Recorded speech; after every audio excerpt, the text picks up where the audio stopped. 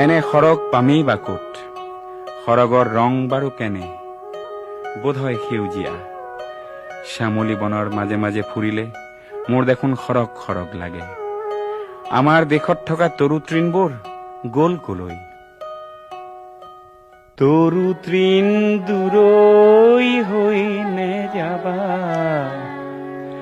যতন দিম মাটি দিম কাষতে গজিবা। তৰু তৃণ দূৰৈ হৈ নেযাবা, যতন দিম মাটি দিম কাষতে গজিবা। সেউজীয়া ৰং হ'ল শীতলতাৰ প্ৰতীক, সেউজ ৰঙে শান্তি দিয়ে সবাৰ অধিক।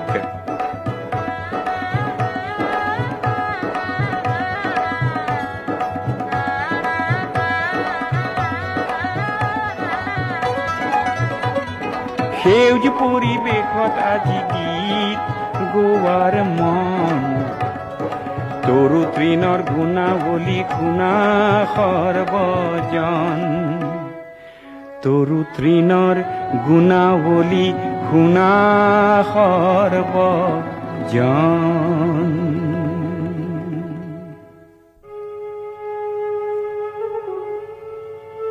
পৃথিৱী তৰু আৰু তৃণেৰে সেউজী নহয়, একেবাৰে মৰুসদৃশ মুকলি মাটি হলে জীৱন থাকিলহেঁতেন নে? অসম্ভৱ। হাবি বনে শোধন কৰি এৰি দিয়া নিৰ্মল বতাহ নহলে জীৱনৰ উশাহেই বা পালোহেঁতেন ক'ত? প্ৰতি শিশু ভূমিষ্ঠ হৈ মাতৃৰ স্তন পাই, পিছে অম্লজান অবিহনে উশাহ নেপায়।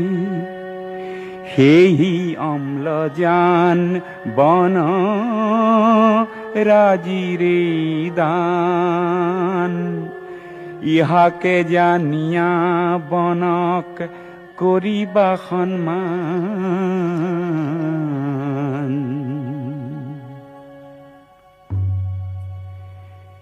সেই আদিম দিনৰ ঘৰৰ কাষৰে পৰা বিয়পি থকা অটব্য অৰণ্যৰ পৰাই আমি পাইছিলোঁ জীৱন ধাৰণৰ সকলো সমল আৰু সকলো প্ৰেৰণা।